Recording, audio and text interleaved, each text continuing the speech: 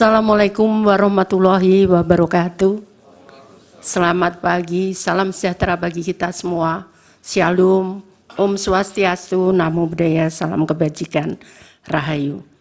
Yang mulia Ketua Bapak Soehartoyo, yang mulia Bapak Saldi Isra, yang mulia Bapak Arif Hidayat, yang mulia Ibu Eni Nurbaningsih, yang mulia Bapak Daniel Yusmik Peko, dan yang mulia Bapak Guntur Hamzah, yang mulia Bapak Ridwan Mansur, dan Bapak Ibu sekalian, Bapak Menko PMK dan Menko Perekonomian, Ibu Menteri Keuangan, tadi sudah dijelaskan banyak tentang kebijakan anggaran. Kami langsung menjelaskan tentang program-program yang kami lakukan di Kementerian Sosial. Yang mulia para hakim, kami ingin menyampaikan bahwa tahun anggaran Mahkamah tahun anggaran 2023 anggaran Kementerian Sosial sebesar 87 triliun 275 miliar 374.140.000 rupiah. Anggaran tersebut dilaksanakan melalui program perlindungan sosial sebesar 86 triliun 100 miliar 271.705.000 atau 98,65%. Ini adalah bagian dari program yang tadi dijelaskan oleh Bapak-Bapak sebelumnya dan Bapak Ibu sebelumnya sebesar 496 triliun dari perlindungan sosial. Kemudian program dukungan manajemen sebesar 1 triliun 175 miliar 102.435.000 rupiah atau 1,35%. Dengan penjelasan bahwa anggaran berbelanja, belanja pegawai 438 miliar 438,17 miliar atau 0,50%. Belanja barang 3 triliun 353 triliun 3,84%. Belanja modal 167 miliar 167,22 miliar atau 0,19%. Belanja bantuan sosial 83 triliun 316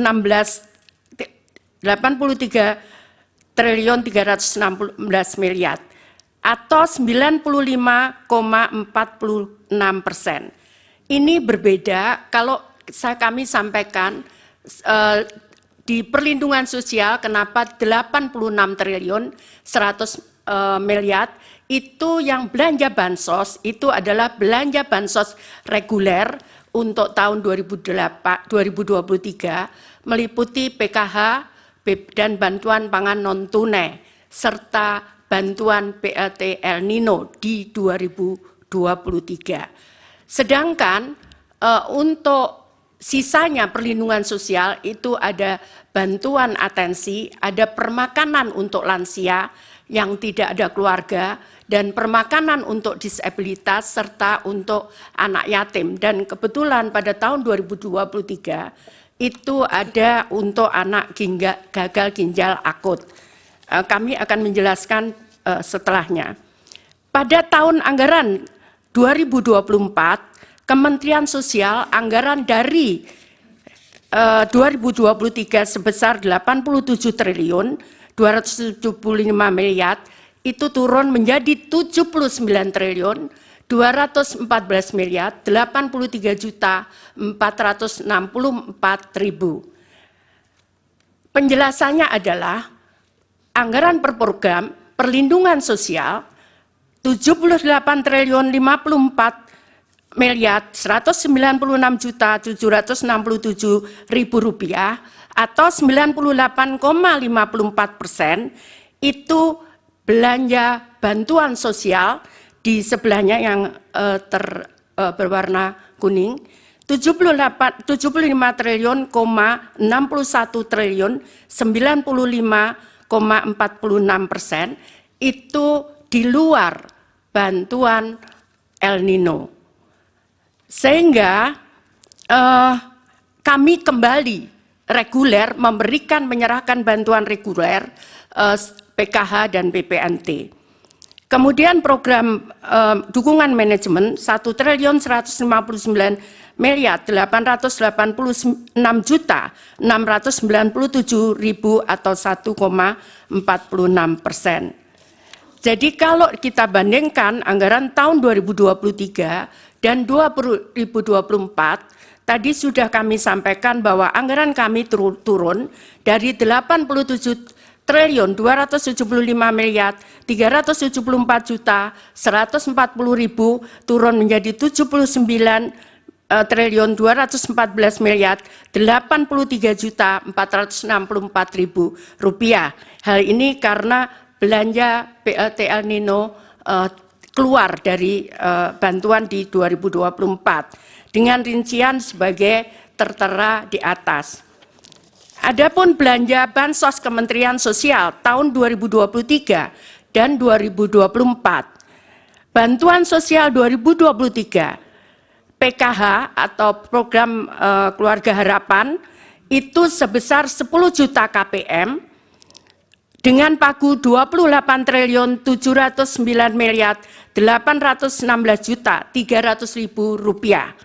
Ini tetap di 2024 tetap 10 juta targetnya, namun realisasinya tidak bisa persis sama 10 juta karena begitu saya netapkan hari ini dengan data, tiap bulan kami perbaiki data karena ada yang meninggal, ada yang lahir, ada yang pindah, sehingga kami harus menetapkan tiap bulan, karena kalau sesuai Undang-Undang 13/2011 itu 1 tahun 2 kali, maka kami sudah terlambat, karena yang meninggal sudah banyak, kemudian yang lahir juga banyak, sehingga kami rubah sekarang ini tiap bulan kami menetapkan data penerima bantuan sosial.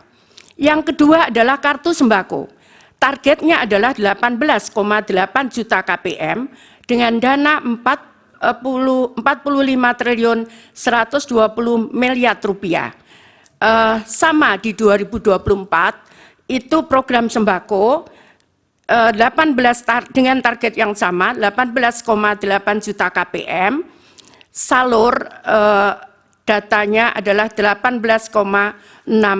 Tadi sama, tidak bisa persis sama karena di saat proses ada perubahan-perubahan.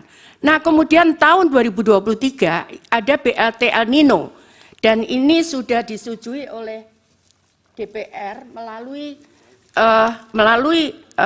kesimpulan rapat kerja di Komisi 8 DPR RI dengan Menteri Sosial masa persidangan 2 tahun sidang 2023-2024 Selasa 7 November 2023. Dan ini harus selesai pada bulan Desember karena anggaran tahun 2023 dan saat turun adalah di bulan November. Kemudian bantuan sosial lainnya adalah bantuan untuk gagal ginjal akut untuk 326 orang dengan nilai total 17.520.000.000. Kemudian atipikal atau GGPA itu terdiri dari ini program permakanan untuk lansia 100.000 orang sebesar 552 miliar rupiah. Kemudian permakanan untuk disabilitas ini polanya adalah diserahkan kepada kelompok masyarakat, bisa RW tergantung wilayahnya. Kalau jumlah penduduknya sedikit bisa di kelurahan, dikelola oleh masyarakat, mereka yang memasakkan dan setiap hari mereka menyerahkan kepada penerima manfaat. Kemudian untuk rehabilitasi sosial, jadi atensi untuk anak yatim piatu sebesar 378.755 orang atau 454.506.000.000. Kemudian atensi untuk lansia, ini terutama untuk menolong lansia-lansia yang tiba-tiba sakit, tidak ada yang merawat, maka kami tangani dengan program ini. Kemudian atensi untuk anak, demikian pula untuk anak ada kadang harus menutup biaya sekolah, kadang juga menutup kebutuhan gizi dan sebagainya. Kemudian atensi untuk penyandang disabilitas, ini bantuan kursi roda dan sebagainya. Kemudian atensi untuk korban bencana, jadi kami memberikan bantuan korban bencana untuk meninggal sebesar 15 juta. Kemudian atensi untuk kelompok rentan dan alat bantu aksesibilitas untuk penyandang disabilitas, serta untuk atensi korban penyalahgunaan nafsa dan ODIF sebesar 10.000 orang dengan nilai 1.706.250.000. Kemudian pemberdayaan komunitas adat terpencil itu yang berada di terdepan perbatasan negara, kemudian terpencil di tengah hutan sebesar 2.847 KK atau setara dengan 50.860 juta rupiah. Kemudian rumah sederhana terpadu atau perbaikan perumahan untuk 7.500 KPM ini di 2023. Untuk 2024 target volumenya hampir sama, hanya tidak ada untuk El Nino, tidak ada gagal ginjal akut. Namun ini ada beberapa, tadi sudah saya sampaikan, ini baru beberapa 6 bulan, jadi untuk permakanan sudah saya sampaikan ke Bu Menkyu.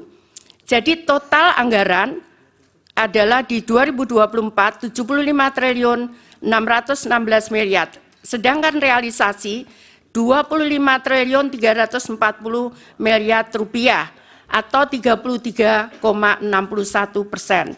Jadi Bapak yang mulia perlu kami sampaikan bahwa kami memberikan itu memang tidak boleh terlambat, karena kalau orang miskin itu dia bisa survive, kadang 1 bulan mereka tidak bisa memakan sampai 1 bulan, makanya kadang kartunya ada yang digadaikan untuk menyambung sisa hidup mereka. Sehingga kami sangat disiplin, tidak boleh terlambat untuk menyalurkan.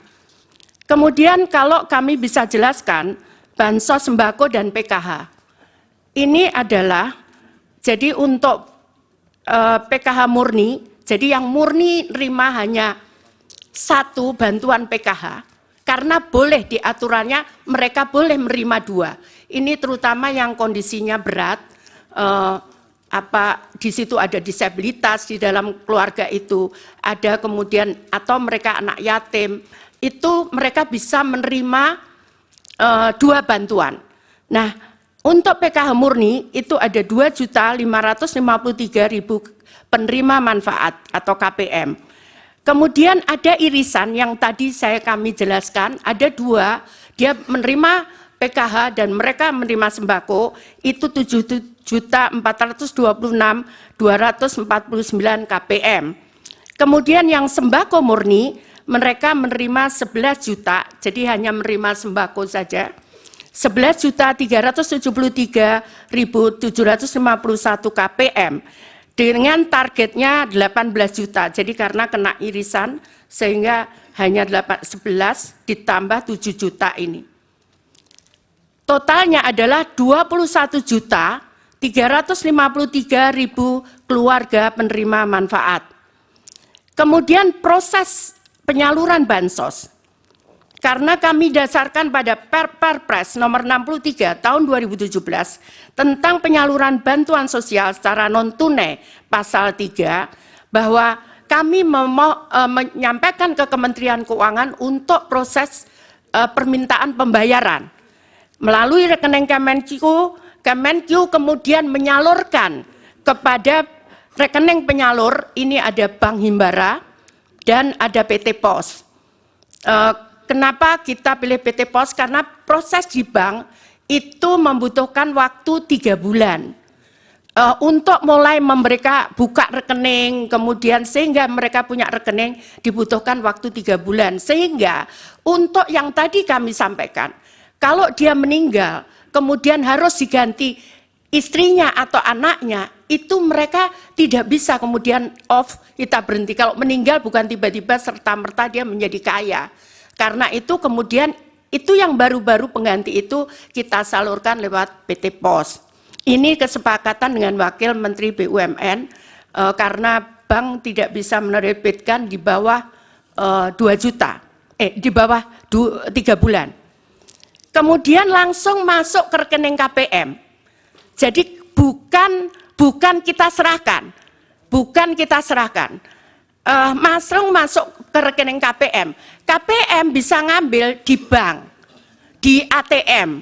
KPM bisa ngambil di saat penyaluran, tapi tetap masuk di rekening KPM.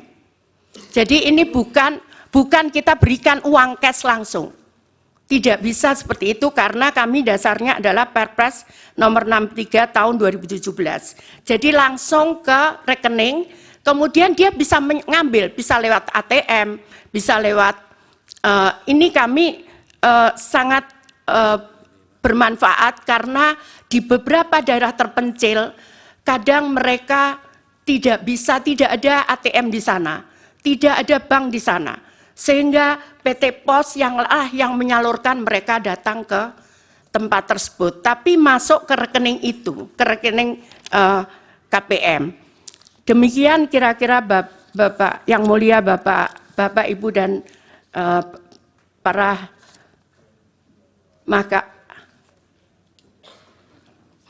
Mahkamah Konstitusi, saya mohon maaf menjelaskannya bukan dengan membaca karena saya biasa melakukan dengan chart seperti ini. Demikian, terima kasih. Mohon maaf kalau ada yang kurang berkenan. Saya akhiri. Wassalamualaikum warahmatullahi wabarakatuh. Salam sejahtera bagi kita semua. Salam Om Santi, Santi, Santi Om Namo Buddhaya. Salam kebajikan. Rahayu.